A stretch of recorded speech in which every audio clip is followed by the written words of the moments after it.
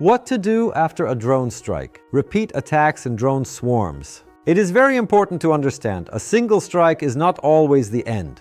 Attacks often come in waves or multiple drones are used at once. Therefore, your first reaction should not be to run outside or let your guard down. Even if it has gone quiet, it may just be a lull. Stay in cover for a while longer and monitor the situation. Do not approach the debris. Stay back and stay safe. After a drone is shot down or strikes, the debris can be just as dangerous as the strike itself. There may be fuel, unexploded components, or hot parts that can cause burns. Additionally, there is a risk of chemical hazards. Therefore, the rule is simple.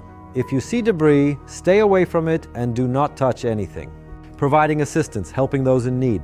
If there are injured people nearby, it's important to help if possible. First, assess the situation. Is it safe for you? Next, take basic steps. Stop bleeding, check for consciousness and breathing, and call emergency services. Even simple actions like applying pressure to a wound or positioning the person correctly can make a critical difference. Leave damaged buildings immediately and move to a safe distance. After an impact, a building may be unstable.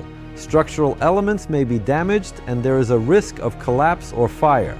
Even if everything looks not so bad from the outside, the situation inside can be dangerous. Therefore, at the first safe opportunity, it is best to leave such a building and move to a safe distance.